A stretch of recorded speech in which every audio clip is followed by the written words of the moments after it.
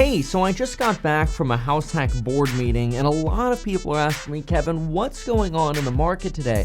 Why is the volatility index up 21%? And what does this potentially have to do with Donald Trump?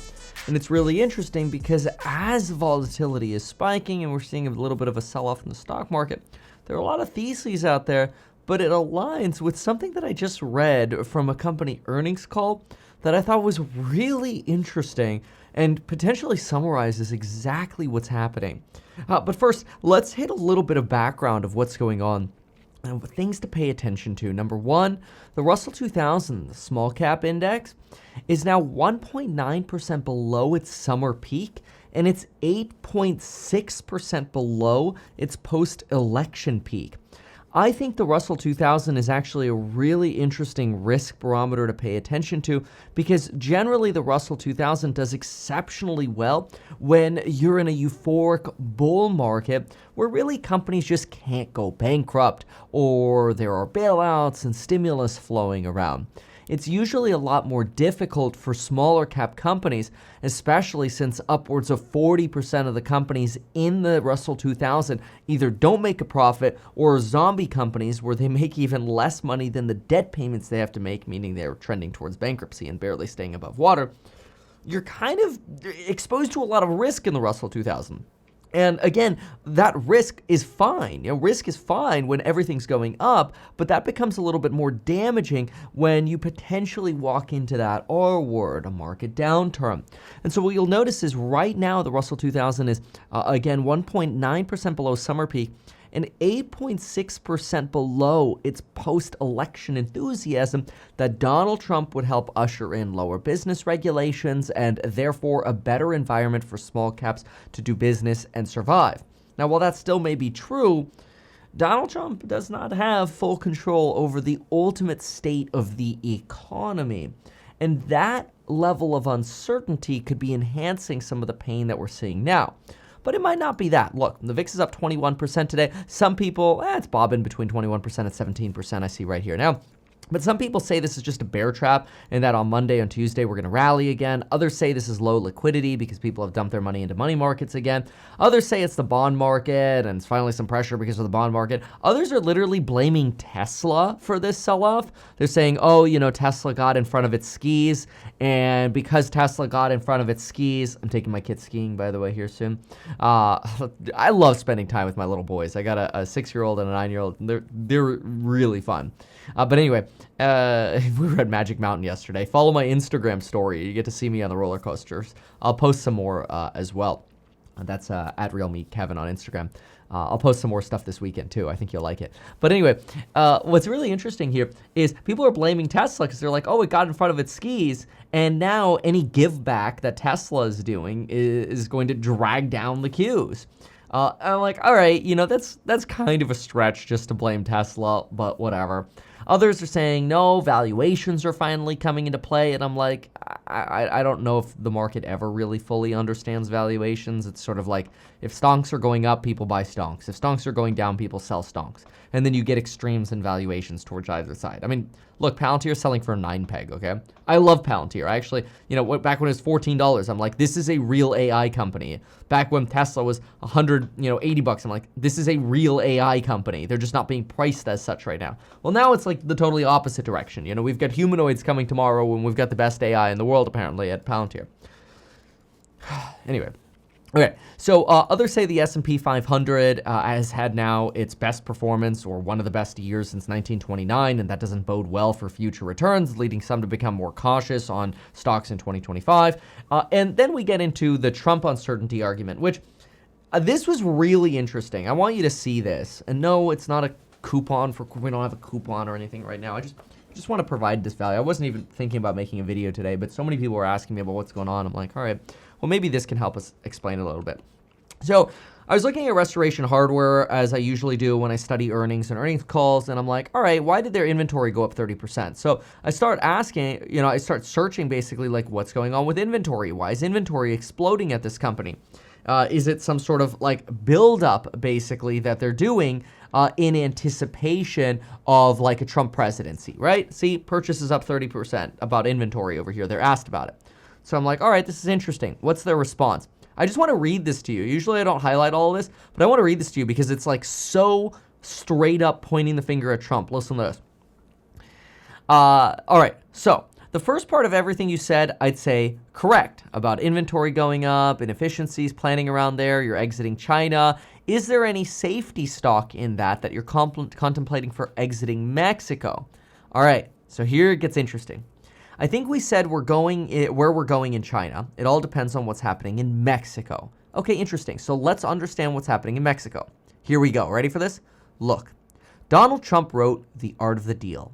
And if you've read The Art of the Deal, it's a great book, by the way. I incorporate some of the lessons in The Art of the Deal in the Trumponomics course. It's by far one of my favorite courses that I've made. But anyway, if you've ever read The Art of the Deal, if you do, will see the negotiating starting to play out.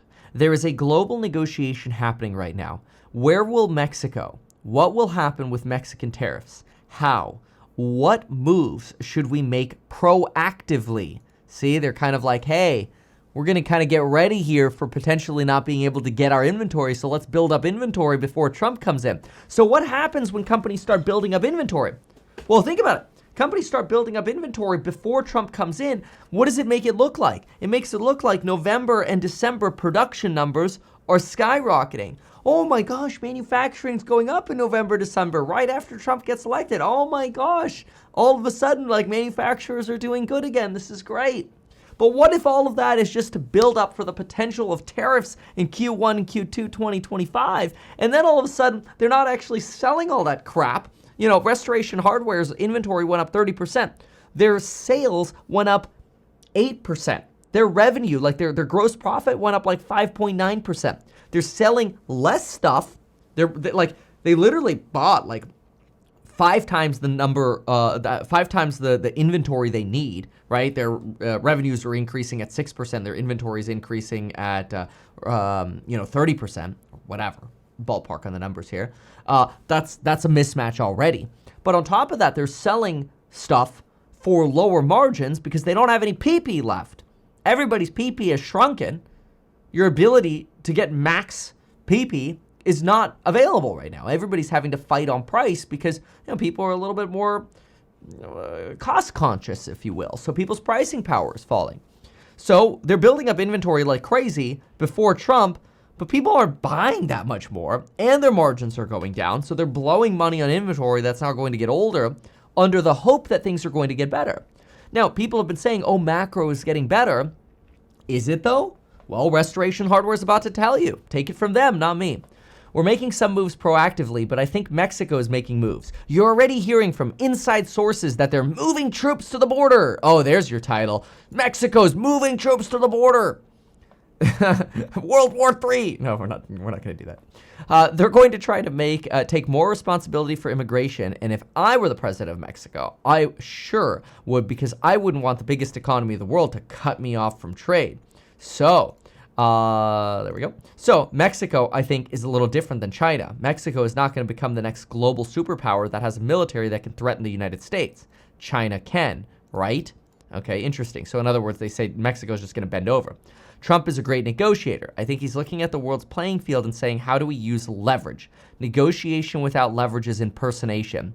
That's a killer line, by the way. You should write that down. Negotiation without leverage is impersonation. Fantastic line.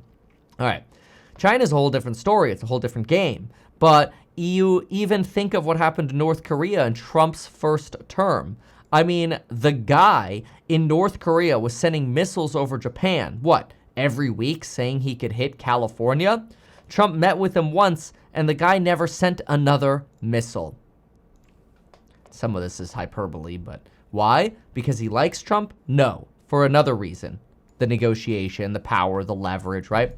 So we're going to see a lot of negotiations play out here. I don't think there'll be a lot of decisions that become a big negative for us in the U.S. economy. So they don't think Trump is going to make decisions that are bad for the economy. So they're kind of like, okay, cool. Well, we'll just build up inventory because Trump's not going to make it worse. That's true. I don't think Trump is necessarily going to make the economy worse, but the underlying economy might already be trash. I hate to say that right now because it feels like things are still very good and Gucci, right? But anyway, I think the United States has a lot of leverage right now. But then listen to this about macro. Ready for this? The numbers wouldn't say macro, okay, here we go. I don't see our competitors having basically like a lot of momentum, improving momentum, right? So they're comparing themselves to their competitors. They're saying, well, I don't see our competitors having a lot of momentum. Are we the only ones getting it? I don't know. I mean, I do think there's pent-up demand and there are a few people having to buy homes, but the numbers wouldn't say that it's the macro issue. Otherwise, you'd see a more broad pickup. So I think people are more optimistic. I think there might be a few more people stepping in the housing market, but that's, I mean, for the most part, our industry is down 7-8%. Okay, this person's all over the place with how they talk. It really bugs me, but I'm gonna distill this in a moment. I mean, there are not too many people that have positive growth right now. And even if you looked at our growth from a comparable basis, there's only a 2-point difference between total demand and comparable demand. So could we be getting to a point or two? Could we be getting a point or two from macro being a little bit better? Maybe, but I don't think that's meaningful. Instead, we're executing better and we're better managers. Okay, all right. Distillation, okay? Distill this with me.